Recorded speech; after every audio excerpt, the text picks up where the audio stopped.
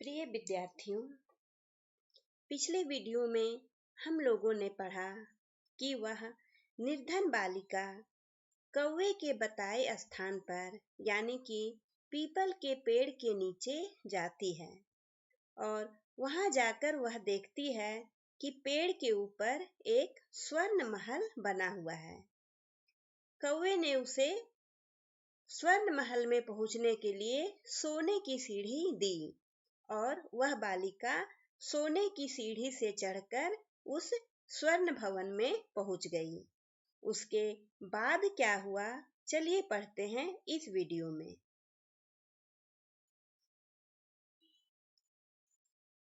चिरकालं भवने चित्र विचित्र वस्तूनि सज्जितानि दृष्ट्वा सा विस्मयं गता। बहुत देर तक भवन में रंग बिरंगी वस्तुओं को सजा हुआ देखकर वह बालिका विस्मय हो जाती है। श्रांताम ताम विलोक्य काकः अवदत्। उस थकी हुई बालिका को देखकर कौवा कहता है, पूर्वम लघु प्रातराशः क्रियताम। पहले थोड़ा कुछ नाश्ता कर लो। वद त्वं स्वर्णस्थाल्यां भोजनं करिष्यसि किं वा रजतस्थाल्यां उत ताम्रस्थाल्यां। कौवा उस बालिका से पूछता है कि बोलो, तुम सोने की थाली में भोजन करोगी, चांदी की थाली में या फिर तांबे की थाली में। बालिका अवदत्। बालिका ने कहा, ताम्रस्थाल्याम् एव अहं निर्धना भोजनं करिष्यामि।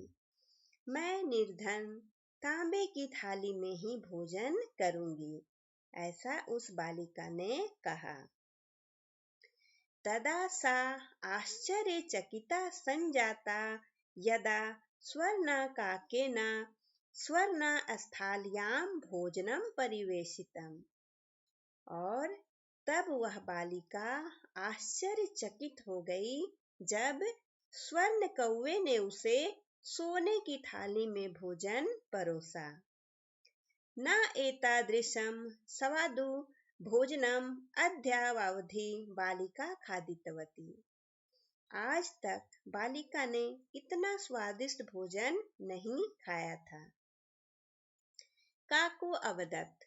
कौवे ने कहा, बालिके अहम इच्छामि यत् त्वं सर्वदा अत्रैव तिष्ठ।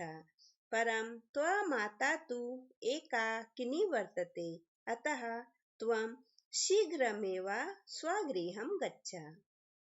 कौवे ने कहा कि हे बालिके, मैं तो चाहता हूँ कि तुम हमेशा यहीं पर रहो, लेकिन तुम्हारी माँ अकेली है, इसलिए तुम शीघ्र अपने घर जाओ। इति उक्त्वा काकः कक्षाभ्यन्तरात् तिस्रः मञ्जूषाः निस्सार्य तां प्रति अवदत्। इतना कहकर वह कौवा कमरे के अंदर से 3 बक्से को लाया और बालिका के सामने रखकर कहा, बालिके यथेच्छं गृहाण मंजूषाम एकाम। हे बालिके, तुम इस बक्से में से अपनी इच्छा से कोई एक बक्सा ले लो। लघुतमां मंजूषां प्रगृह्य बालिकया कथितं यत् एव मदीया तण्डुलानां मूल्यम्। और उन बक्सों में से जो सबसे छोटा बक्सा था, उसे लेकर बालिका ने कहा कि यही है मेरे चावल का मूल्य। गृहम् आगत्य तया मंजूषा समुद्घाटिता। तस्यां महार्हाणि हीरकाणि विलोक्य सा प्रहर्षिता तद्दिनात् धनिका च संजाता। घर आकर जब वह बालिका उस छोटे से बक्से को खोलती है तो उसमें बहुमूल्य हीरे को देखकर वह प्रसन्न हो जाती है और उस दिन से वह धनी भी हो जाती है। वह बालिका जो पहले निर्धन थी, कौवे के द्वारा दिए गए बक्से में हीरे जवाहरात को पाकर वह धनी हो जाती है। फिर क्या होता है? तस्मिन्नेव ग्रामे एका अपरा लुब्धा वृद्धा ने अवसत। उसी गांव में एक दूसरी लोभी वृद्धा स्त्री रहती थी। तस्याः अपि एका पुत्री आसीत्। उसकी भी एक पुत्री थी। तस्याः यहाँ पर विसर्ग छूट गया है, होगा। ईर्ष्यया सा तस्य स्वर्णकाकस्य रहस्यं ज्ञातवती। और ईर्ष्या पूर्वक उसने उस कौवे के रहस्य को जान लिया, यानी कि उसने पता कर लिया कि यह माँ बेटी जो पहले इतनी निर्धन थी, अब अचानक ये लोग इतने अमीर कैसे हो गए, सब कुछ वह पता कर ली। सूर्यातपे तण्डुलान् निक्षिप्य तया अपि स्वसुता रक्षार्थं नियुक्ता। और फिर क्या हुआ? उसने भी धूप में चावल को सूखने के लिए रख दिया और अपनी पुत्री से कहा कि इसकी रक्षा करना। तथैव स्वर्णपक्षः काकः तण्डुलान् भक्षयन् तामपि तत्रैव अकारयत्। उसी प्रकार स्वर्ण कौवा वहां पर आया और चावलों को खाते हुए उसने उस बालिका को भी वहीं पर बुलाया, जहां पर कि पहली बालिका को उसने बुलाया था। प्रातस्तत्र गत्वा सा काकं निर्भर्त्सयन्ती प्रावोचत। और सुबह वह बालिका वहां पर गई और कौवे की निंदा करती हुई बोली, भो नीच काका अहम आगता मह्यम तंडुला मूल्यम प्रयच्छ। अरे नीच कौवे, मैं आ गई हूँ, मुझे मेरे चावल का मूल्य दो। इस प्रकार उस बालिका ने कौवे से कहा। काको अब्रवीत, कौवे ने कहा, अहम त्वत्कृते सोपानम अवतारयामि। मैं तुम्हारे लिए सीढ़ी उतारता हूँ। तत् कथय स्वर्णमयम रजतमयम ताम्रमयम वा।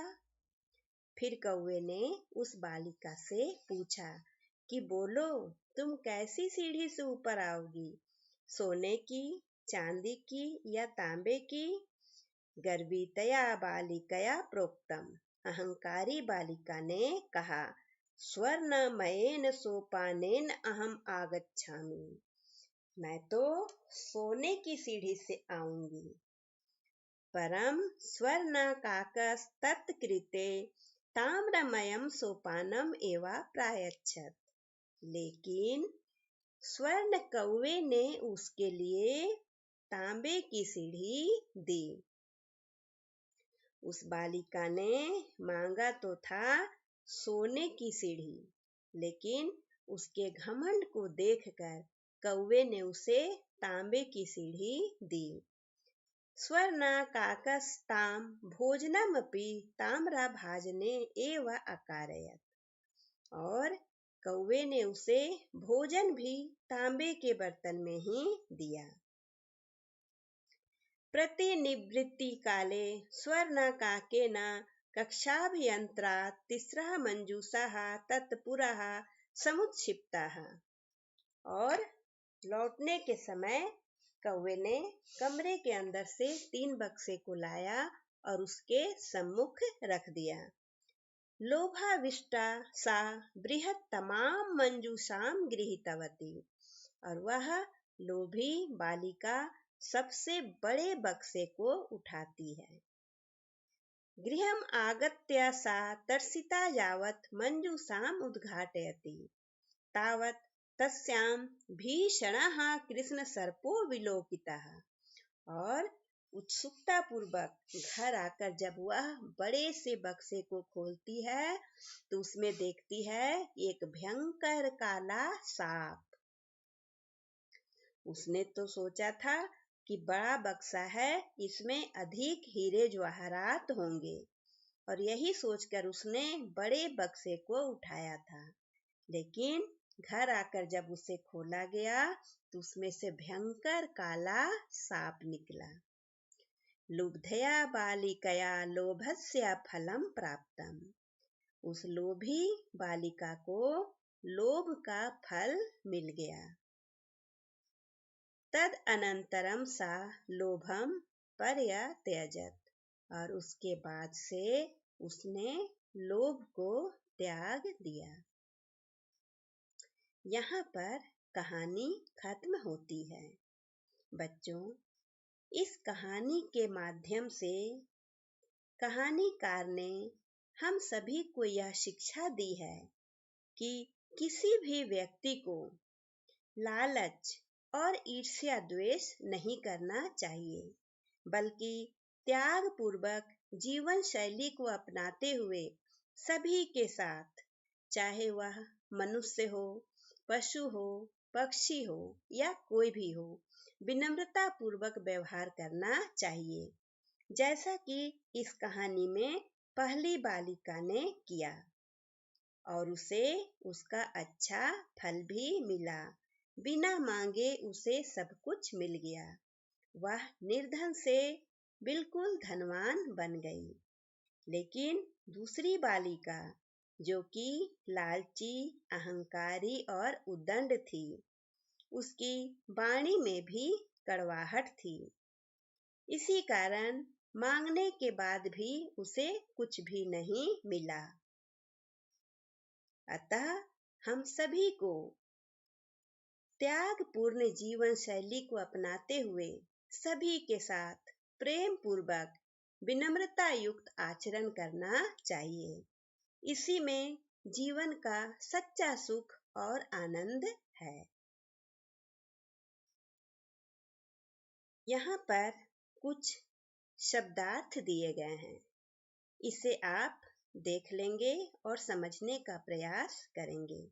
बच्चों, आशा है आपको कहानी समझ में आ गया होगा और आप इसकी शिक्षा पर अमल अवश्य ही करेंगे। धन्यवाद।